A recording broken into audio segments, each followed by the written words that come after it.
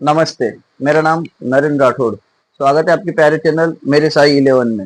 हर बार की तरह सबसे पहले आपको धन्यवाद, शुक्रिया और थैंक यू मेरी बातें सुनने के लिए। आज मैं फिर से आपके लिए उस पुस्तक की कहानी लाया हूँ। कहानी 5वीं है, जो किताब में शिरडी से आपके लिए लाया था। हर बार की तरह सबसे पहले आप अपने बाबा के दर्शन कर लीजिए, उनके चरण पादुका के दर्शन कर लीजिए और हम कहानी शुरू करते हैं। पांचवी पांचवी कहानी में बताया गया है श्री साईं बाबा की कुछ अद्भुत लीलाएं। जी, श्री साईं बाबा एक अलौकिक शक्ति के महात्मा थे। वे अपने को परमेश्वर का बंदा सेवक कहलाते थे। वे हमेशा कहते थे कि उनके हाथ से जो कुछ अजब लीलाएं होती थी, वे सब ईश्वर उनके हाथ से करवाता था। इसी कारण बाबा ने खुद को गुरु कहलाकर अपने शिष्य नहीं बनाए।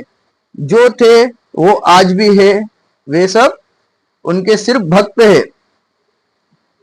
बाबा बाबा ने कभी अपने आपको परमेश्वर नहीं कहा, नहीं गुरु कहा, नहीं अपने शिष्य बनाए, क्योंकि वे कहते थे मैं जो भी अजब लीलाएं करता हूं, जो भी चमत्कार वो करते थे, वे सब परमात्मा उन्हें और उनकी सेवा करते थे।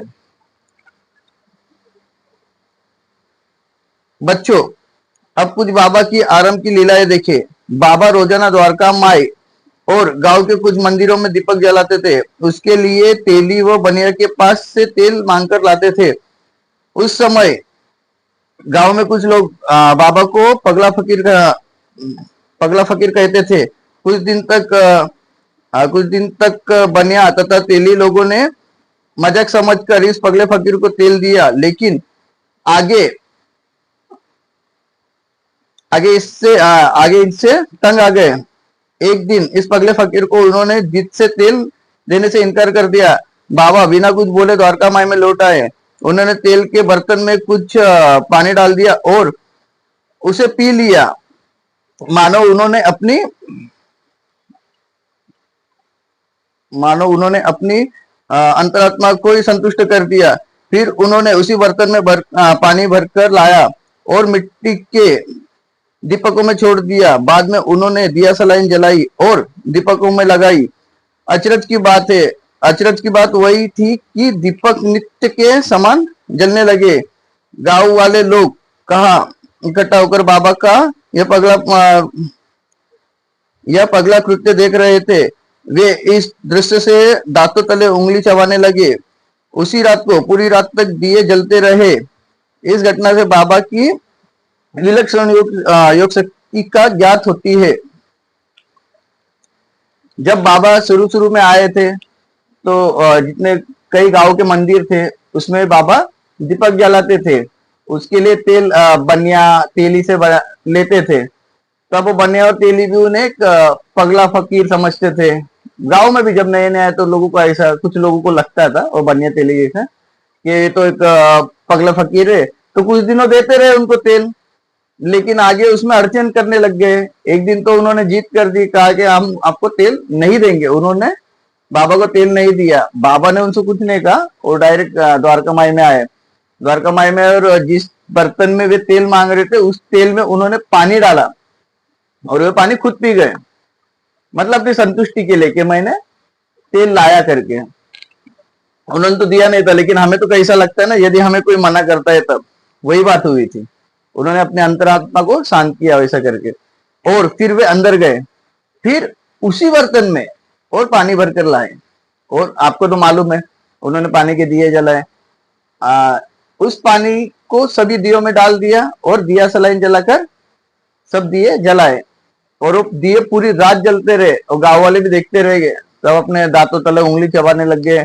ये क्या है? वो चमत्कार देख के गांव वाले समझ गए ये कोई मामूली इंसान नहीं है। एक बार शिरडी में हैजे की बीमारी फैल गई। गांव वालों ने बाबा के पास आकर अपनी विनती अर्ज की। तब बाबा ने कुछ गेहूं लेकर परमात्मा का नाम लिया और खुद के हाथ से पीसकर लिए, और वह आटा गांव की सीमा पर फेंक देने को लोगों से कहा। हजरत की बात यह है कि वैसा करते बीमारी हट गई। हाइजे की बीमारी बहुत समझो ना, डेंजरी बीमारी थी। तो उस समय हाइजे की बीमारी फैल गई थी, तो गांव वाले आते हैं बाबा के पास, बाबा को कहते बाबा इससे हमें बचाइए। तब बाबा भी कहते ठीक है। तो बाबा एक घेऊ घेऊ जो है ना, घेऊ लेते हैं और भगवान का, परमात्मा का नाम लेते हैं और उसे खुद के हाथ से ही पीसते हो। आपने कई सीरियल फिल्मों में देखा है और फोटोज भी है बाबा के चक्की पीसते हुए। तो वे बाबा आ, पीसते हैं आटा और उनके हाथ में दे देते हैं गांव वालों के, और उनको कहते हैं कि ये पूरे शिरडी की सीमा पर डाल दो। जैसे वो डालते वैसे वहां बीमारी हट जाती है और बीमारी आती ही नहीं है पहली बात तो उस तरफ। शिरडी में एक बार शाम को आसमान में बादलों की घनी परत छा गई, चारों ओर अंधकार छा गया, पवन बड़े जोर जोर से बहने लगा, गनगनाहट बिजली की चमचाहट और बादलों की गड़गड़ाहट शुरू हो गई। साथ साथ बड़े जोर जोर से बरसात का भी आगमन हुआ, ओलों की वर्षा होने लगी, जानवर इंसान सभी तंग हो गए। ओले और बरसात के कारण लोगों के घर छप्पर भी टूट गए। जोरदार वर्षा के कारण चारों तरफ से पानी पानी हो गया। लोगों को कुछ सूझा नहीं, वे बाबा के पास दौड़े आ गए। बाबा के मन में करुणा आ गई। बाबा के पास हमेशा हाथ की लंबाई की एक लाठी थी जिसे वे सटका कहा करते थे। वह सटका हाथ में लेकर बाबा मस्जिद के प्रवेश द्वार में आ गए। आसमान की ओर देखकर मुंह से कुछ मंत्र गुनगुना कर अपने हाथ का सटका जोर जोर से खंबे पर पटकने लगे। तब कई थोड़ी ही देर में वे वायु वर्षा पूर्ण थम गई।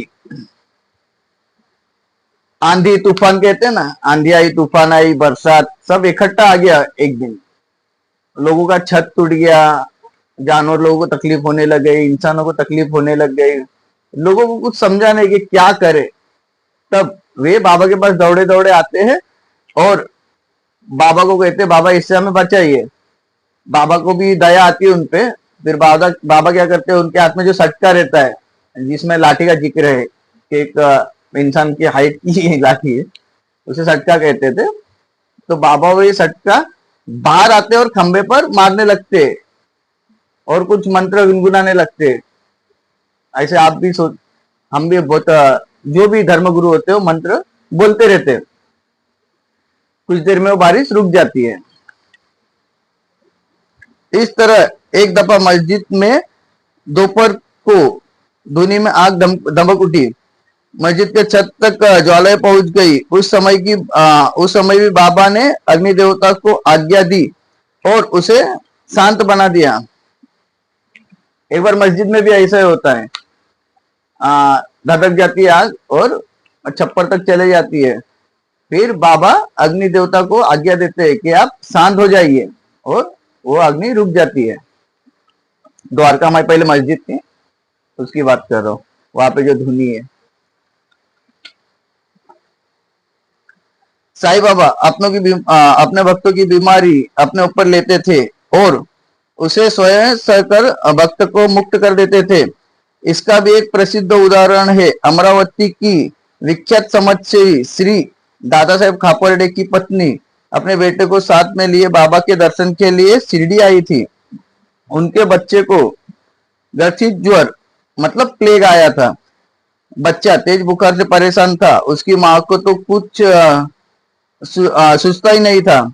वह सिर्फ बाबा का ध्यान करती थी। आखिर वह बच्चे को अंतकरण से बाबा से कहने लगी, बाबा अब मैं क्या करूं? बच्चे को लेकर घर जाओ क्या?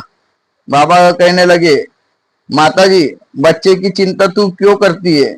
जब से तूने मुझे याद करना शुरू किया है तब से उसकी बीमारी, बुखार और गुठलियां खुद मैंने ली है।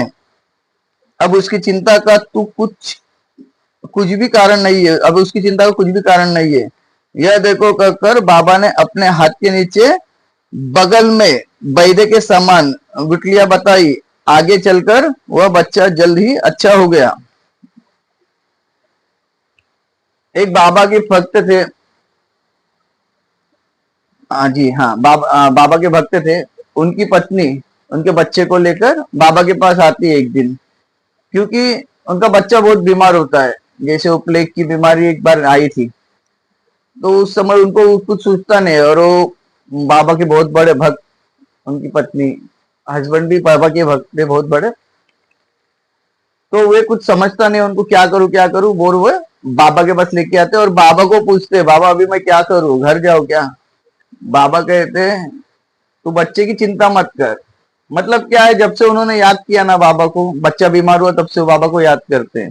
जैसे बाबा कहते, जैसे तुमने मुझे याद करना शुरू कर दिया, तुम्हारे बच्चे का तकलीफ मैंने वहां से ही लेना चालू कर दिया। और बाबा कहते हैं, अभी उसकी चिंता मत कर, और कुछ दिनों में बच्चा भी ठीक हो जाता है। ये थी बाबा की पांचवी कहानी। बच्चों की साईं बाबा पुस्तक का नाम है ये, इसकी पांचवी कहानी। मिलता है अगली कहानी में। यदि मुझसे बोलने में कुछ गलती होती है, पढ़ने में गलती होती है, या आपको कुछ समझाने में गलती होती है, तो कृपया मुझे बता दिया कीजिए। मैं ऐसी ही आपके लिए अच्छी अच्छी पुस्तकें लाया हूँ, किताबें लाया हूँ। पुस्तक मराठी में हम पुस्तक ही बोलते रहते, किताबें लाया हूँ, तो उसका वर्णन मैं आपके सामने किया करूंगा। तब तक के लिए ओम साई राम।